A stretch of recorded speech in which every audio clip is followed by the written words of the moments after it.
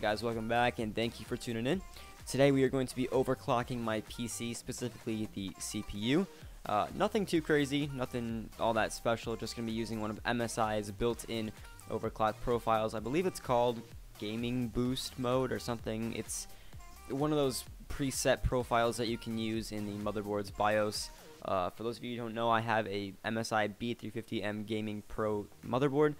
So yeah, we're going to be running some benchmarks in GTA 5 and in Cinebench, and then once we get those numbers, we're going to go ahead and activate that gaming mode, and then we'll come back in here and we'll run those benchmarks once again, and then we will compare our findings from both of the sets of benchmarks, and we'll see if the gaming mode in MSI's motherboard BIOS is actually a viable option for easy overclocking.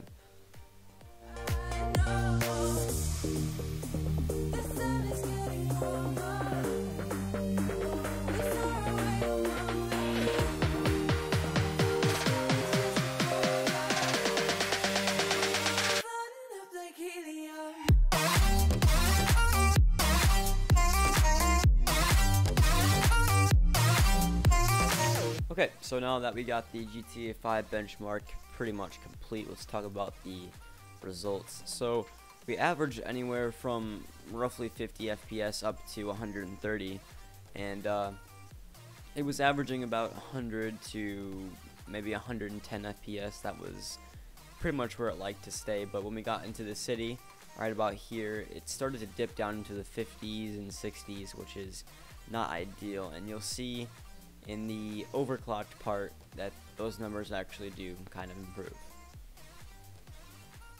Alright, so now we're on to the Cinebench benchmark, and I sped this up for you guys so you don't have to watch the entire thing, but we got a score of 82.86 FPS and a score of 1057 CB for the CPU.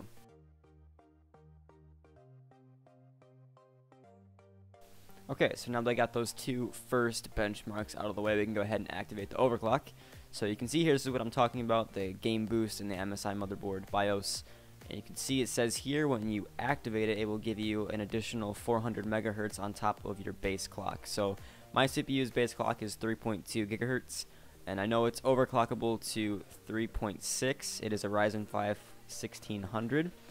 So it should have no problem, you know, cooperating with this overclock, but let's see if it actually does anything for the performance in my gaming.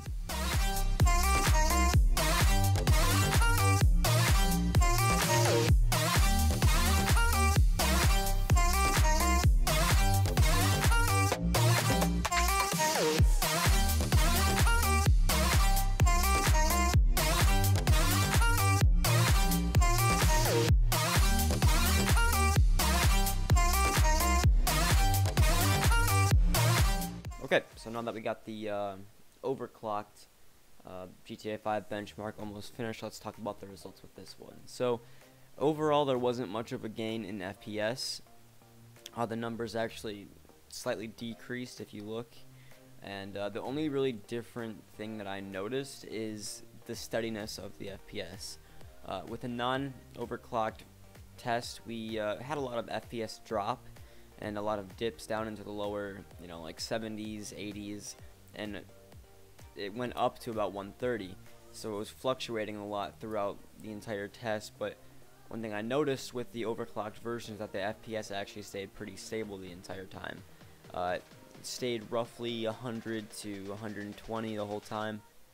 Had a few drops, especially in the city, but overall it was a lot more steady than the non-overclock, but it didn't really improve FPS at all. Alright, so now we're back to Cinebench for the last time, and we actually got some improvements here. We went from 82 FPS to 88 FPS, and from 1057 CB to 1059 CB for the CPU. Okay, so now let's go over the results for everything, GTA 5 and Cinebench. Without the overclock, we were averaging roughly 100 FPS, and that did not change with the overclock, so there was no gain there.